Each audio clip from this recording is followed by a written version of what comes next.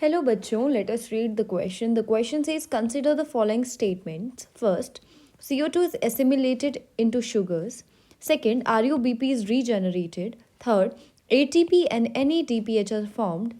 Fourth, select the correct option in the context to Calvin cycle. A, first and second. B, second and third. C, first and third. D, first, second, third. So the key concept involve in this question is the knowledge of Calvin cycle. देखो Calvin cycle जो है basically हमारे पास photosynthesis में दो reactions होती हैं, एक light और एक डार्क. लाइट रिएक्शन में हम कहते हैं which are directly dependent on the light, और यहाँ पे हमारे एटीपी और एनएडीपीएच जैसे हाई एनर्जी कंपाउंड हमारे फॉर्म होते हैं.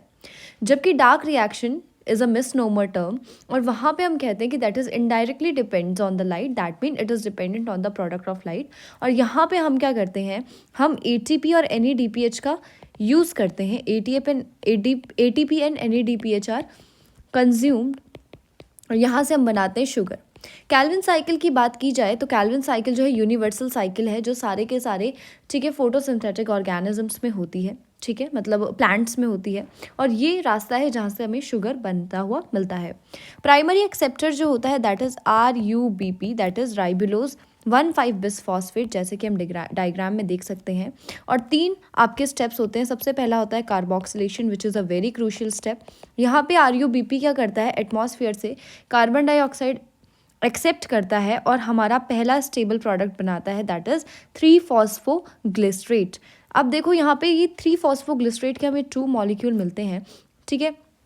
और फिर बाद में दूसरा जो प्रोसेस होता है that is reduction. This is a series of ठीक है स्टेप्स रिडक्शन, और यहाँ से हम पहुँचते हैं ट्रायोस फॉस्फेट में, और यहाँ पे इस स्टेप में हमें 2 ATP लगती है, साथ साथ 2 NADPH लगता है, ठीक है, और हम यहीं से सुक्रोज बनाते हैं.